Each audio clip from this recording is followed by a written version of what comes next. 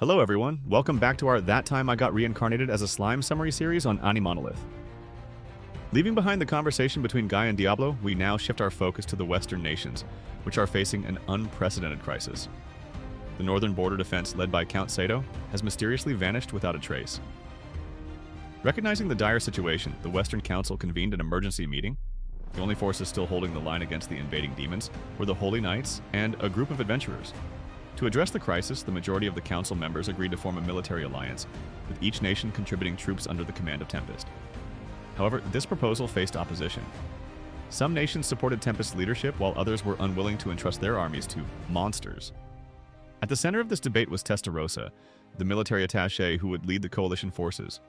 Everyone was curious as to why a beautiful young woman like Testarossa was entrusted with so much power by Demon Lord Rimuru. Many council members questioned her qualifications. Testarossa Dono, do you truly have the capability to command an army? In response, Testarossa confidently reassured them. Rest assured, Rimuru-sama has issued an order to protect all nations within the council.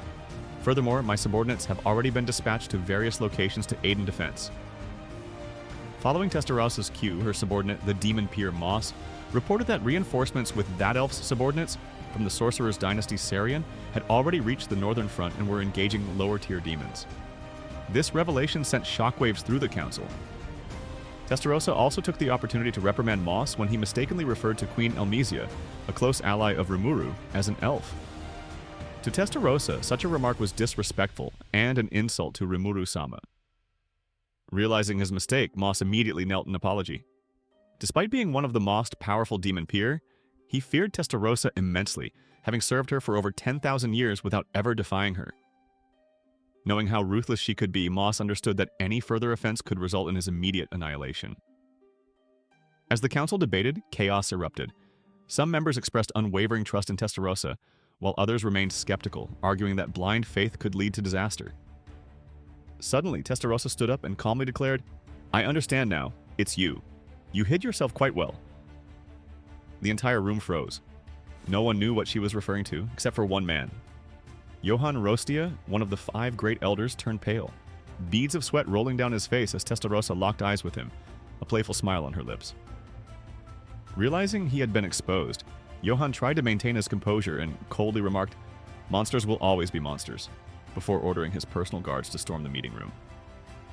However, Testarossa remained unfazed.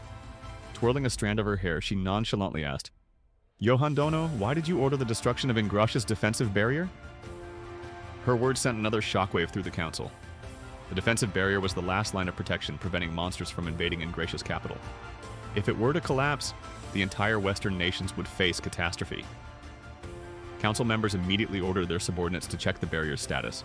However, before they could get a response, the ground trembled violently, confirming that the barrier had indeed been destroyed. Panic turned into sheer terror. Meanwhile, Johann smiled smugly, as if his plan had come to fruition. He then instructed Gerard, the leader of the mercenary group Apostles of Verita, to proceed with the summoning ritual. At that moment, everyone realized that the Apostles of Verita were not only in league with Gavin, but were also conspiring with Johann. Gerard gave the signal to Ian, the commander of Green Rebellion, who began chanting an incantation. This time, they weren't summoning an ordinary spirit.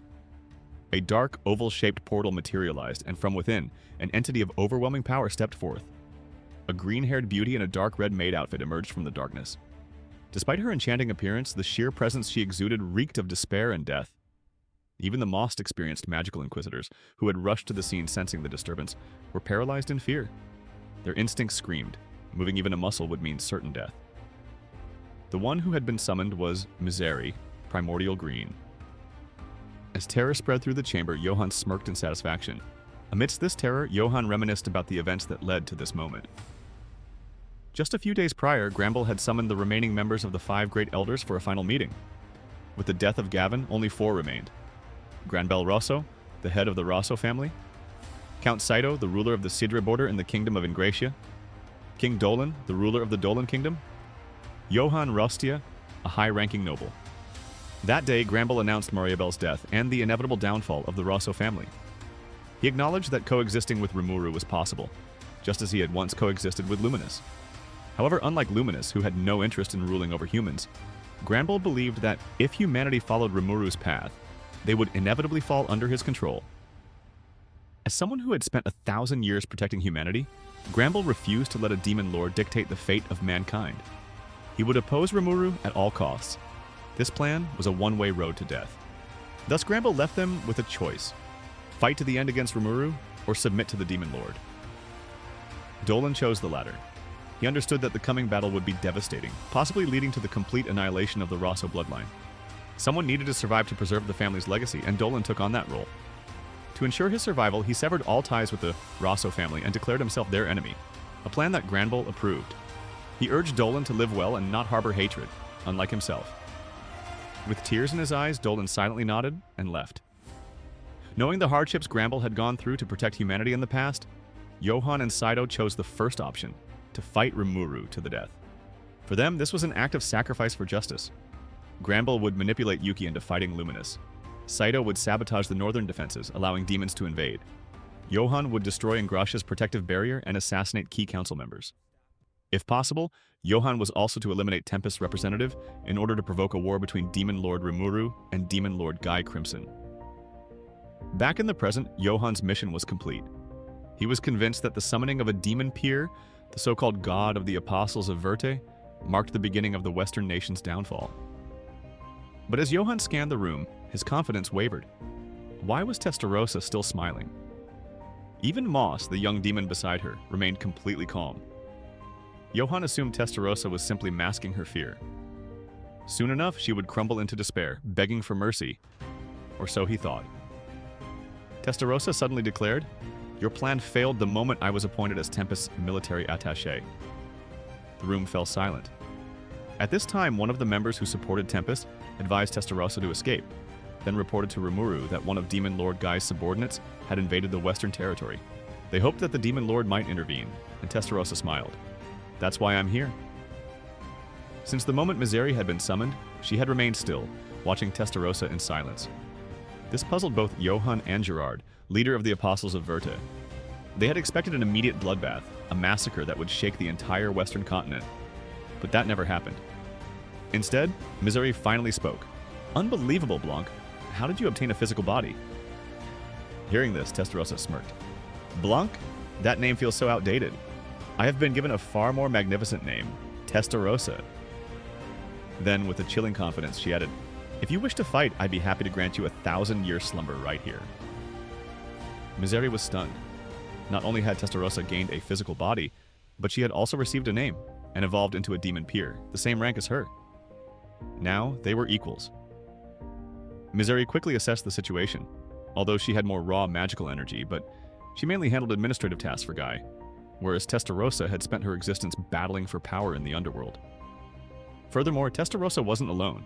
She had Moss, a powerful demon whose strength was close to that of the Primordials. Logically, Misery and Testarossa were evenly matched, but in a real battle, Testarossa's combat experience gave her the advantage. In fact, she was assigned by Guy to cause chaos in the Western countries from within. But if it comes to fighting Primordials, then things are going too far. Fighting here would be a mistake. Misery decided to retreat and report back to Guy. "No need to provoke me, Testarossa. My goal today wasn't to fight you, only to destroy Ingratia's barrier, and I have succeeded." Testarossa nodded. "I understand. I look forward to our next encounter." With a deep smile on her lips, Testarossa stared at Misery before she disappeared. At this moment, Gerard could not breathe because his invincible supreme god had just been kicked out by a counselor. Overcome with rage, Gerard charged at Testarossa, but before he could land a strike, Moss intervened. Crack! Gerard's sword shattered instantly, and Moss restrained him effortlessly. Although he really wanted to kill this guy along with Johan, but Moss had to hold back when Testarossa did not allow it. He even had to eat a slap when he tried to protest her. It seemed that among the primordial group, only Guy treated his subordinates the most gently. "Are you questioning me, Moss?" Moss immediately knelt in submission. "I would never. I overstepped my place. I beg for your forgiveness." Satisfied, Testarossa allowed the magical inquisitors to arrest Johan, Gerard, and their accomplices. Testarossa's actions were actually to fulfill his promise to Rimuru earlier, no matter what. She would not let the world condemn Tempest. Johan, realizing his complete failure, collapsed in despair. "Even Granbell Sama's final wish has failed," Testarossa whispered mockingly into his ear. "That's right, there is nothing you can do." Enraged, Johan cursed her. "Damn you, demon! If it weren't for you, our plan would have succeeded. Testarossa chuckled. Ara, is that so? Then I apologize for ruining your little scheme. Perhaps this was fate telling you to give up. With Johann's arrest, Granbell's final plan collapsed. Testarossa had not only saved Ingrassia and the Western Council, but also solidified Tempest's dominance over the region. Her intelligence, power, and absolute control had left an indelible mark. As the council members praised her, Testarossa smiled. Did Rimuru-sama predict all of this? Ah, how wonderful. Truly, how wonderful. Moss, equally devoted, agreed. Rimuru-sama's wisdom is unfathomable. She also understood that after this incident, Guy might seriously consider everything, and if a battle happened, Tempest would gather its strength and let the world know that no one could stop Lord Rimuru's path. It looked very grand, but Testarossa didn't know that it was all a coincidence. Rimuru only wanted to hire them as temporary employees, not even knowing how capable these employees were. As always, Rimuru's unintentional genius had once again shaped the course of history. At this time, the situation in the northern region was also stable. Testarossa's second most loyal subordinate, Cien, had easily controlled everything before the Elmesia mages arrived. Because Guy wasn't really serious, the demons were quickly defeated and returned to their territory. And with that, the chaos in the western nations had come to an end. At this very moment, Guy and Diablo's conversation was still ongoing. Suddenly, Guy received a message from Misery informing him that the White Primordial had obtained a body and a name. Curious, he questioned Diablo about it. Oh, you mean Testarossa? Diablo responded proudly. She is among the many who have realized the greatness of Rimuru-sama. With each piece of information Diablo provided, Guy gradually pieced things together. The White Primordial had been granted a body and a name by Rimuru, and had even evolved into a demon peer. Realizing this, Guy admitted that his plan to shake things up had completely failed. Worse yet, the situation had made him reconsider Rimuru's true nature. That's only natural, Diablo continued. Everything is unfolding exactly as Rimuru-sama planned. In this game, you are nothing more than a mere pawn, Guy.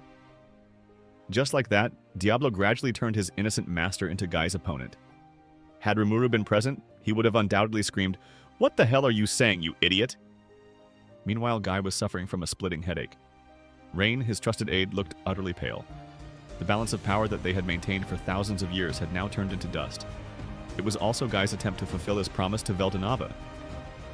The three primordials were holding each other back in a struggle for power. The East and the West were at odds. Luminous and Degrul were also pressuring each other. Yet now, Rimuru had shattered this delicate equilibrium. Guy, deep in thought, abruptly turned to Diablo and asked, "What about the other two?" "Oh, you mean Ultima and Carrera?" Diablo smirked. "Rimuru-sama has already made arrangements for them. They seem quite pleased." At that moment, Guy had no desire to hear the rest of Diablo's ramblings. "I'll hear the details later, just tell me. Who exactly are Ultima and Carrera?" "Ah, Ultima is the violet primordial, while Carrera is the yellow primordial. They love their new names and seem to have completely abandoned their old games." Guy was dumbfounded. He could accept the fact that Diablo had been tamed. After all, Diablo was an eccentric case. But the idea that all three of the remaining primordials had been subdued by Rimuru? That was beyond belief. Especially Testarossa, the most arrogant and prideful of them all. There was no way she would willingly submit to another. Seeing the disbelief on Guy's face, Diablo continued. "I was the one who invited them, of course." Diablo explained that he had brought them in to help out with small tasks so he could spend more time beside Rimuru-sama. Endlessly fighting over power like a bunch of fools is so boring. I wanted them to mature a little and contribute to Rimuru-sama's cause instead. Guy was stunned. It turned out that the culprit was Diablo. Internally, he cursed, "This is all your fault. You're the one who needs to grow up." Guy then raised another question. How did Rimuru even manage to name them? A normal demon lord would be destroyed just attempting to name a primordial. In truth, Rimuru had nearly drained himself dry in the process, and had to space out the naming across multiple days.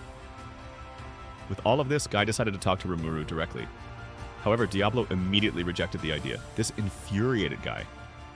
From the beginning of this meeting, Guy had refrained from attacking Diablo. Not because he lacked the power, but because he knew Diablo was different. Unlike other primordials, Diablo had a unique ability to revive instantly upon death. Even if he were to kill Diablo here and now, it would be meaningless. It seemed that the primordials needed some time to revive if killed. The number was around 1,000 years. Guy forced himself to stay calm. Instead, he changed tactics. Oh, no problem. I just want to hear more from you, and this isn't exactly the best place to chat.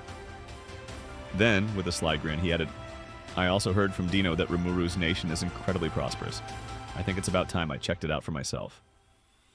As he spoke, Guy casually wrapped an arm around Diablo's shoulders, and it worked. Diablo had a weakness, his pride in Rimuru's achievements. Hearing his master's nation being praised, Diablo couldn't contain his excitement. Diablo was so proud that he allowed Guy to visit Tempest. And with that, Guy had successfully secured a trip to Rimuru's domain. Once Rimuru found out, he would undoubtedly scream in frustration, Diablo, what have you done now? With the conversation concluded, Guy bid farewell and left. As he disappeared, Diablo let out a deep sigh of relief. It seems I managed to get through this time. He had no illusions about the situation. Had Guy truly decided to intervene, even he would have struggled to deal with him. Kufufufu. I need to become stronger. And so, Diablo's chilling laughter echoed into the void. The video ends here. Thank you for listening. Goodbye and see you again in the next videos.